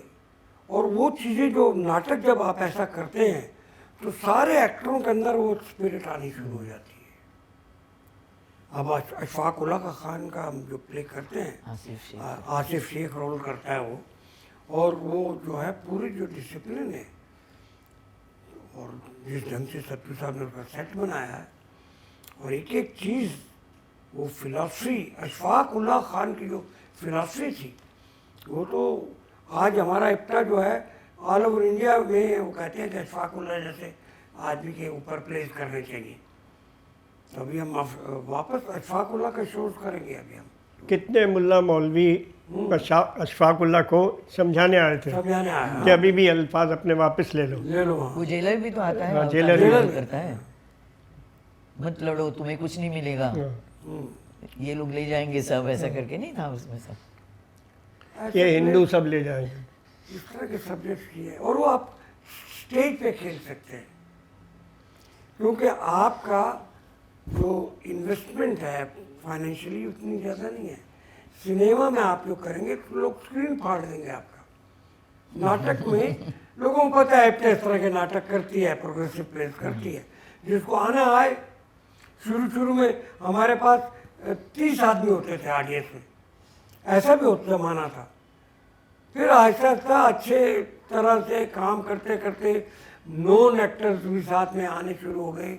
उस तरह का काम होते होते होते लोगों को, फिर ऑडियंस को भी आदत हो गई वो सब बातें सुनने की, प्रोग्रेसिव बातें सुनने की आदत हो गई। तो वो दौरा हमारा पृथ्वी में 200 आदमी है, 200 आदमी का हाउसफुल जाता है।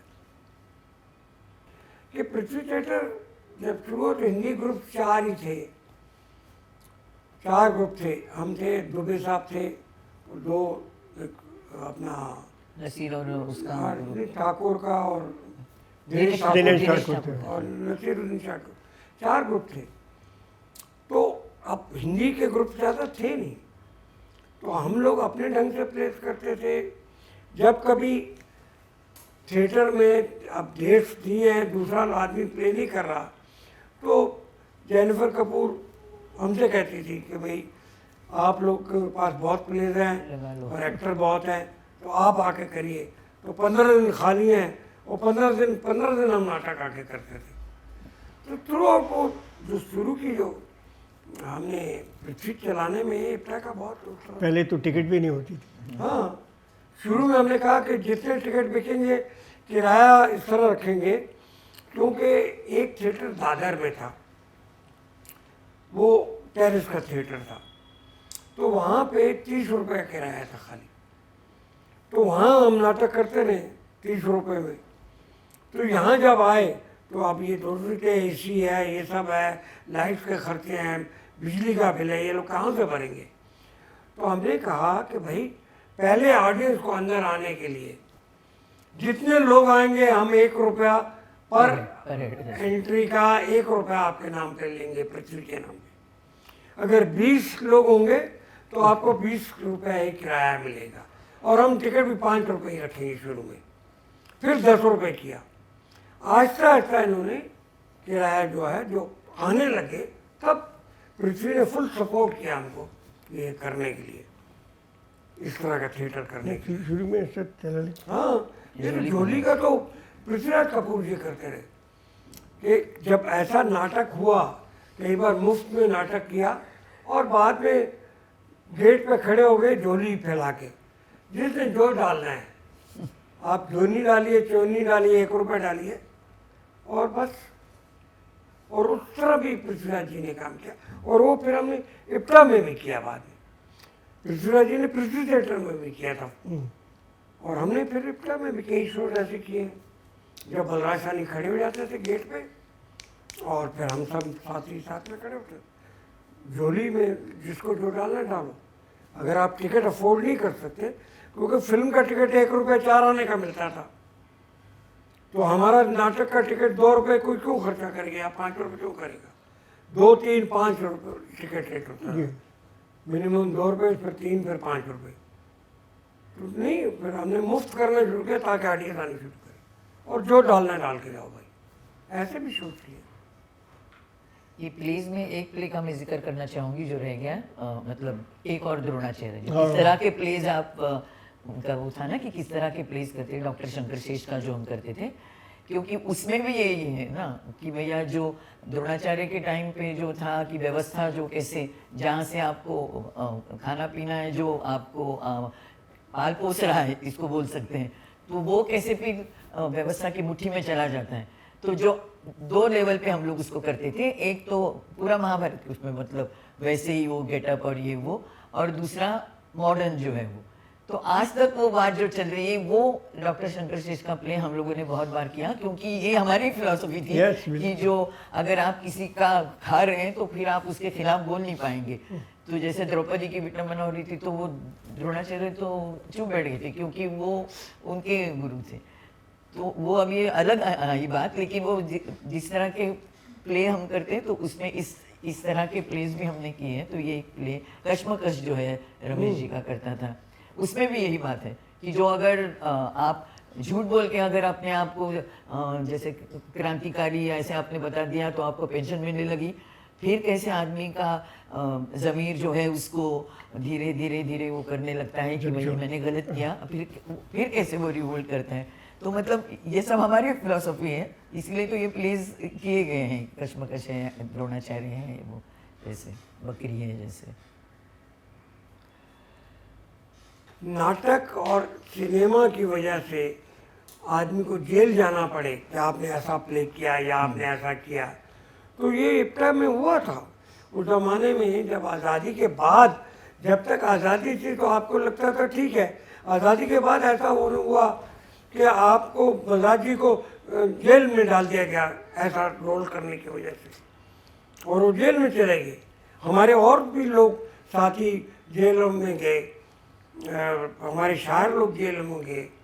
तो वो तो नहीं, प्रगति मैदान में हम लोग ये कर रहे थे नाटक, जो इंदिरा गांधी जी के खिलाफ वाली बातें थी।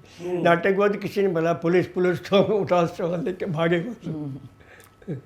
तो नहीं है, जो गवर्नमेंट की पॉलिसी अलग होती है हर टाइम पे, लेकिन हम वो फैलाना चाहते, लेकिन लोगों में स्पिरिट की बातें करना चाहते हैं। हम ऐसी चीज़ें करते हैं जो गलतियां हैं, हमको लगता है गलतियां, उसको अच्छे आर्टिस्टिक ढंग से हम अपने ढंग से कहते हैं कि ये गलत है, इस तरफ आपने नहीं जाना है, ये काम ठीक है, ये गलत है, आपको पता तो चलना चाहिए ना। तो इमोशन में, ड्रामे में आप तक वो बात पहुंचाते हैं हम। इवन जो बकरी में हम लोग करते थे हाँ। तो उसमें भी 3 जो नेता होते हैं वो 3 अलग अलग पार्टियों के दिखाए थे हमने। हाँ। मतलब उसमें ये था कि जो सत्ता पे होता है, चाहे आप हो चाहे आप हो, वो कैसे फायदा उठाता है, इस तरह की बात थी उसमें। तो कोई एक पार्टी के लिए हम लोग नहीं कर रहे थे। तो जो भी ऐसा है तो उसको उनको ड्रेसेस भी अलग अलग टाइप के दिए थे, बिल्कुल, गेटअप भी बिल्कुल। अलग अलग दिए थे। वो आए थे ना देखने के लिए। तो जो गलत करता है, जो गलत करता है। प्राइम मिनिस्टर पुराने अटल बिहारी वाजपेयी। अटल बिहारी वाजपेयी। तो एक बंदा अटल बिहारी वाजपेयी भी बना था। तो आके उन्होंने बहुत खुश हुए, देखा और वो खुद ताली बहुत बहुत खुश हुए। एक कन्हैया लाल आते थे, कन्हैयालाल जी। हर शो एक्टर जो थे पहली लाइन पे बैठ के फर्स्ट रो में महंगा टिकट 10 रुपए का वाला है तो 10 रुपए का टिकट लेते थे, फर्स्ट रो सेकंड रो में बैठ के प्ले देखते थे, देखा वो प्ले दोबारा देखते थे क्योंकि इप्टा स्पिरिट वाले आदमी थे। और ख्वाजा अहमद अब्बास बात साहब तो बहुत ही हाँ। उनके सबके नाम की वो तो ट्रॉफी है खुद ना, उन्होंने सिंह साहब अब्बास। 42 से साथ में थे तब से देखे हाँ, ट्रॉफी भी तो है ना उनकी। उनके नाम पे। पर जोरों से उनकी हंसी और हाँ, applause। थिएटर भी वैसे होने चाहिए जो लार्जर मासेस को, क्योंकि क्या है विशेष सर्कल की तरह ये हो गया है कि जैसे फिर रेंट ये है, वो है, ये ज़्यादा है। तो अगर ऐसे थिएटर भी और बनते रहे जो आम जनता के लिए या आम आदमी जिसको अफोर्ड कर सके, तो लोग थिएटर की तरफ आएंगे। अभी प्रॉब्लम ये होने लगा है कि गिने चुने थिएटर होने, लेकिन आजकल देखो छोटे छोटे थिएटर शुरू कर दिए हैं लोगों ने, मतलब 100 लोगों के या 200 लोगों के, वो बहुत अच्छी मूवमेंट हो रही है, डेली हो रहे हैं। हाँ। तो उसके हिसाब से ये होता है कि लोग आएंगे धीरे धीरे करके, क्योंकि दे थिंक कि नाउ दे कैन अफोर्ड, और अच्छी चीज़ देखने के लिए लोग वापस आते हैं। सिर्फ ये है कि उनको कभी कभी फाइनेंशियली इस चीज़ का, तो अगर इस तरह के थिएटर और बनते रहेंगे तो ये बातें जो है वो और लोगों तक पहुंच जाएंगी ऐसे, और फिर धीरे धीरे 100 का 200 का हो जाएगा और थोड़े बढ़ जाएंगे।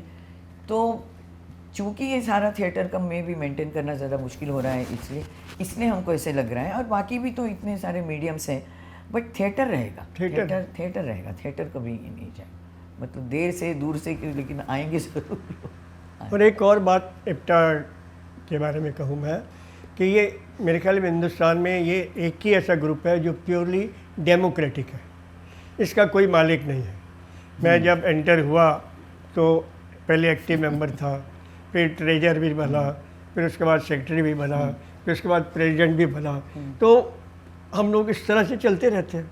तो हम कोई हमारे में कोई ऐसा नहीं कि कल मैं प्रेसिडेंट था आज ये है, तो कोई आपस में ऐसा कुछ है नहीं है। पैसे तो दे के नहीं है कि पैसे दे के मेंबर बन रहे हैं, पैसे दे के नहीं, ऐसे नहीं है। ये नहीं तो प्योरली डेमोक्रेटिक है, कोई इसका एक मालिक नहीं है। मेरे ख्याल में हिंदुस्तान में कोई ऐसा थिएटर दूसरा नहीं है जिसका कोई एक मालिक होता है।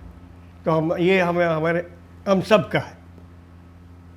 लोग पूछते रहते हैं कि कैसे आना इप्टा में, कैसे एडमिशन, कितनी फीस, मतलब एक होता है ना कि ऐसा 5,000 10,000 15,000, हमने कहा ऐसा कुछ नहीं है, आपको आना पड़ता है या घिसना पड़ता है। Yes. उसके बाद सबकी नज़र रहती है, आपको लगता है कि आप आए हैं, मिल रहे हैं, बातें कर रहे हैं, किस तरह रह रहे हैं, किसी का ध्यान नहीं है। ऐसा नहीं, मैंने कहा हम सीनियर लोग जो होते हैं ना बुढ़े, हमारी बहुत नज़र रहती है एक को चुन के। इवन डायरेक्टर्स वगैरह जो है ये भी कि ये देखो इसने एक लाइन बोली थी उस प्ले में, तो अभी थोड़ा सा बड़ा रोल है, इसने अच्छा किया है। एग्जाम्पल्स बहुत है हमारे पास। या ये कमिटमेंट वाला आदमी, ये देखो किसी भी काम के लिए ना नहीं, किसी काम के लिए ना नहीं बोलता, ये सिर्फ एक्टर, जो एक्टर बनने के लिए आए हैं वो छोड़ के चला जाता है फिर अगर जब देखता है कि मुझे कुछ नहीं। लेकिन जो रियली थिएटर के लिए आए हैं वो फिर टिका रहता है, उसको सीखना भी है, उसको फिर अपनी कला जो है दिखानी भी है जहाँ जहाँ उसको चांस मिले। और डेमोक्रेटिक वे में तो वही होता है, कमिटी फिर कोई भी हो, जब तक कमिटी अप्रूव नहीं करेगी, हर चीज़ कमिटी में आएगी, एक दूसरे से झगड़ा करेंगे, सब डिस्कस करेंगे और इसको मेंबर बनाना है कि नहीं। आप एप्लीकेशन करो पहले, हम सोचेंगे, हम डिसाइड करेंगे कि इसको बनाना चाहिए कि नहीं मेंबर। ये नहीं कि भैया आपने मेंबरशिप भर ली और पैसे दे दिए और हमारा मेंबर बन गया, क्योंकि हमको नहीं चाहिए, हमको क्वांटिटी नहीं चाहिए ज़्यादा, मेंबर्स नहीं चाहिए, हमको क्वालिटी ज़्यादा चाहिए। जो अपने इप्टा के बच्चे हों ऐसे ही बच्चे चाहिए हमको इप्टा में, और हैं, मतलब फॉर्चुनेटली हमारे पास आ रहे हैं बच्चे ऐसे, मतलब इस दुनिया, इस क्या बोलते हैं, इस दौर के भी बच्चे ऐसे हैं कि जिनमें है कमिटमेंट, तो आते हैं हमारे पास। 22 स्टेट्स में इप्टा के यूनिट्स काम कर रहे हैं।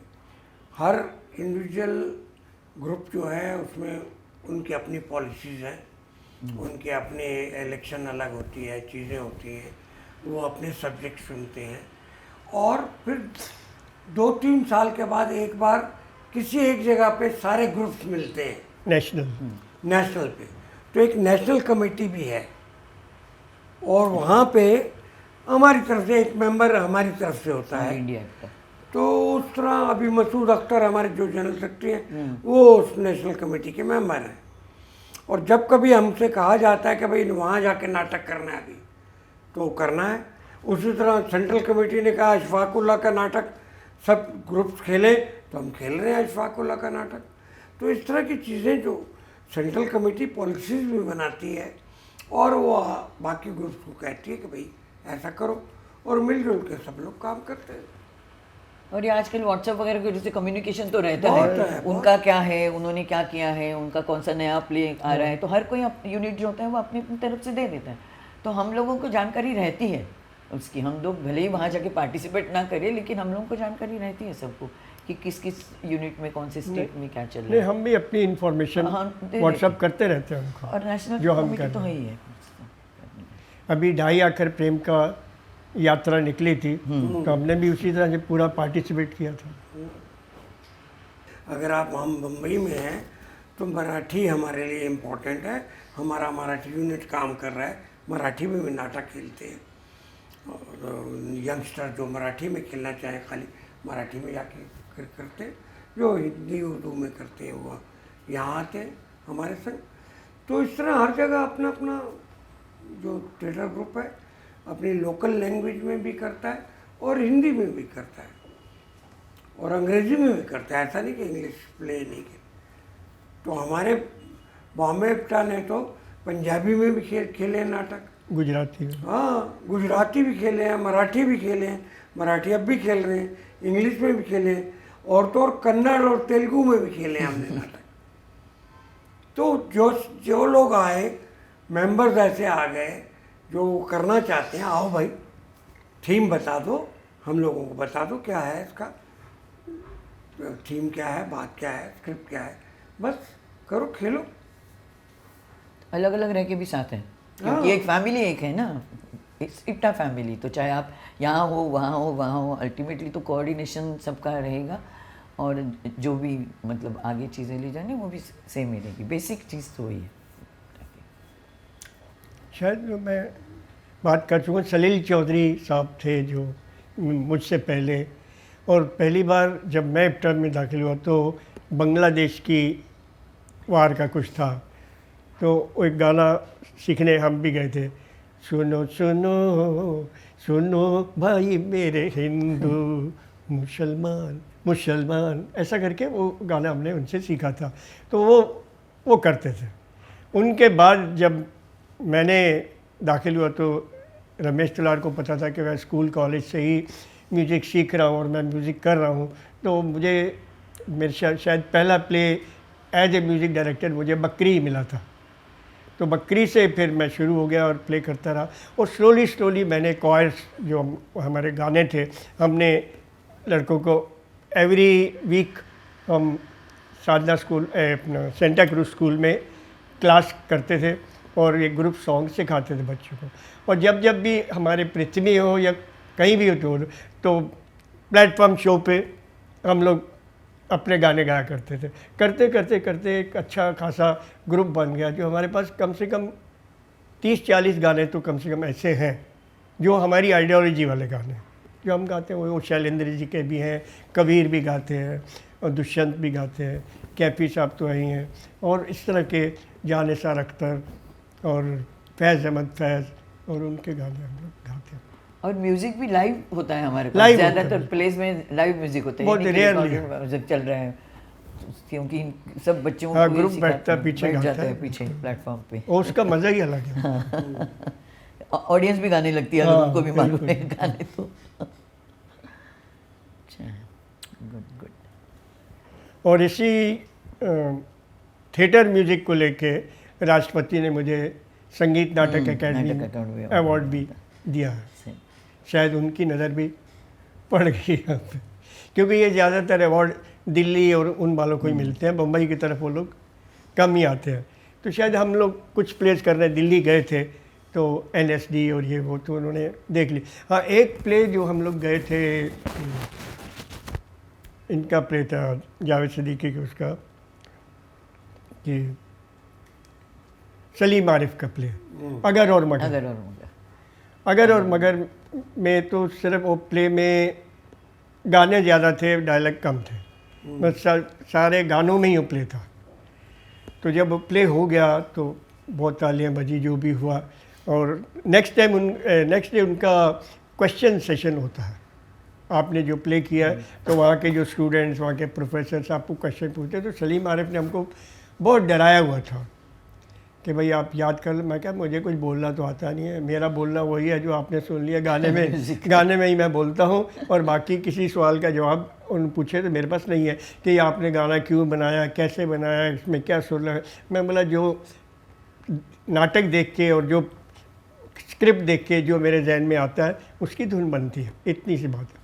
खैर बैठे तो वह हर बंदा सिर्फ तारीफ़ ही कर रहा, खड़ा होके ये गाना तो कमाल है, ये तो हमने सोचा ही नहीं था, ऐसा तो ऐसे ही था। तो फिर मैं सलीम आरिफ को देखो, सलीम आरिफ मुझे देख, तो तब भी उन्होंने मुझे कहा था कि कुलदीप जी आप यहाँ अगर हमारे साथ थोड़ा सा रुक जाएं तो हम चाहते हैं कि एक प्ले हमारे साथ करें।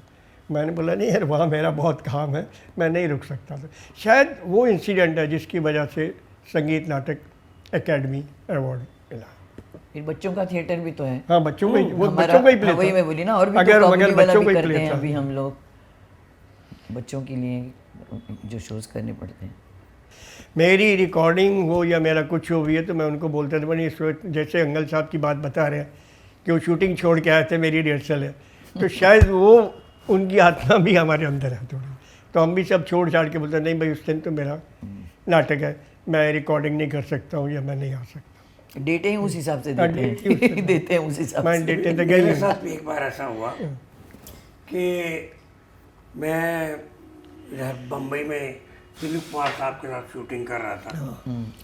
तो अपना किसी बड़े 5 स्टार होटल में शूटिंग थी।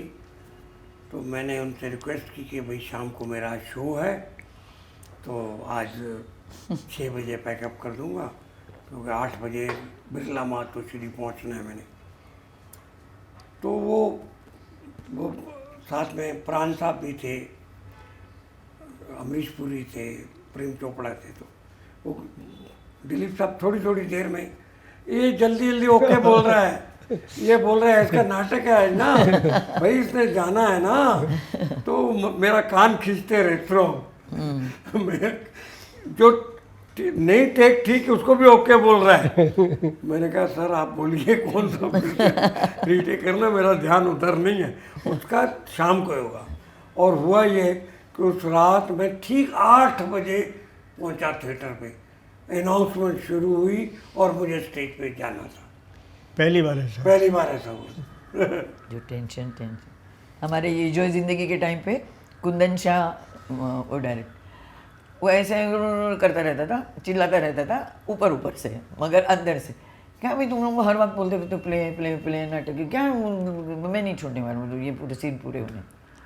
फिर खुद ही 2 घंटे पहले, मतलब जब था कितने बजे गाना सुनवा लिया ये है ना आपका, मतलब लोगों को भी मालूम था कि ये थिएटर वाले जो हैं वो थिएटर वाली हैं, तो उनको भी मजाक में करता था, लेकिन खुद ही फिर बोलता था, मतलब उसको भी एहसास था कि नहीं इसका प्ले, उसको ज़्यादा था कि इनका टाइम ना वो हो जाए तो मैं इनका जल्दी जल्दी शॉट ले लूँ, इस तरह खुद भी करता था वो। तो इस तरह आई थिंक सब संभाल लेते हैं थिएटर वालों को, क्योंकि अगर मालूम है कि आप जेन्युइनली उस चीज़ में हैं और आप जेन्युइन थिएटर करना चाहते हैं तो अब तक तो संभाला है सबने।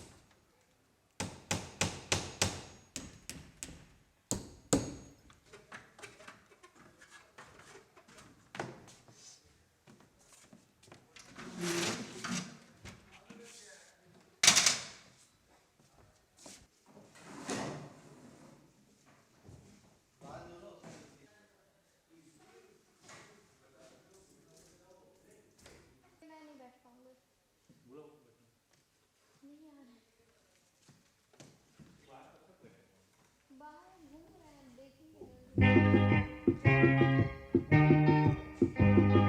जिंदा है तू जिंदगी तू जीत में यकीन कर, अगर कहीं है स्वर्ग तो उतार ला जमीन पर। तू जिंदा है तू जिंदगी तू जीत में यकीन कर, अगर कहीं है स्वर्ग तो उतार ला जमीन पर। तू जिंदा है गम के और 4 दिन, सितम के और 4 दिन, दिन जाएंगे गुजर गुजर गए 1000 दिन।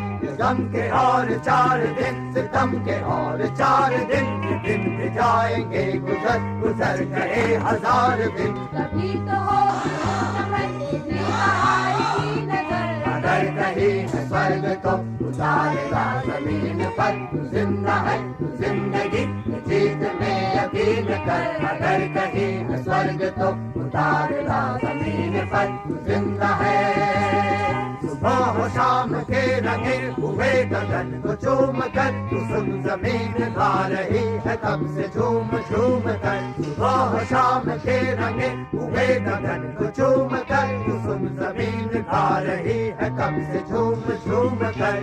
वहाँ मेरा शिकार कर, वहाँ मुझे हसीन कर, अगर कहीं है स्वर्ग तो उतार ला जमीन पर। तू जिंदा है तू जिंदगी जीत में यकीन कर, अगर कहीं है स्वर्ग तो उतार ला जमीन पर। तू जिंदा है 1000 देश धर के आई मौत तेरे द्वार पर, मगर तुझे न चल सकी चली गई वो हार कर। 1000 देश धर के आई मौत तेरे द्वार पर, मगर तुझे न चल सकी चली गई वो हार कर। नई सुबह की संसदा तुझे मिली नई उम्र, अगर कहीं है स्वर्ग तो उतार ला जमीन पर। तू जिंदा है तू जिंदगी जीत में यकीन कर, अगर कहीं है स्वर्ग तो उतार ला जमीन पर। तू जिंदा है हमारे कारवां को मंजिलों का इंतजार है, ये आंधियों ये बिजलियों की पीठ पर सवार है।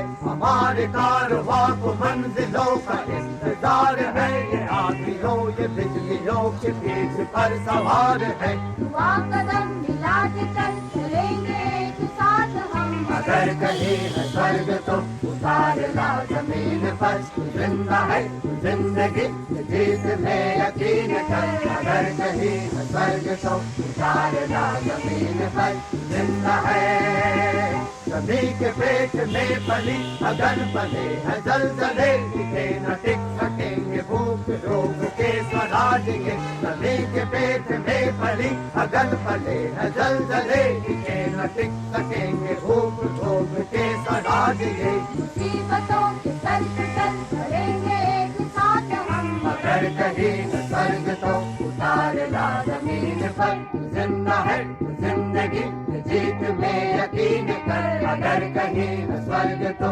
उतार ला जमीन पर। तू जिंदा है बुरी है आग पेट की बुरे है दिल के दाग, ये न दब सकेंगे एक दिन बनेंगे इनकलाब। ये बुरी है आग पेट की बुरे है दिल के दाग, ये न दब सकेंगे एक दिन बनेंगे इनकलाब। ये गिरेंगे जुल्म के महल बनेंगे फिर नवीन घर, अगर कहीं है स्वर्ग तो उतार ला जमीन पर। तू जिंदा है तू जिंदगी जीत में यकीन कर, अगर कहीं है स्वर्ग तो उतार ला जमीन पर। तू जिंदा है तू जिंदगी जीत में यकीन कर, अगर कहीं है स्वर्ग तो उतार ला जमीन पर। तू जिंदा है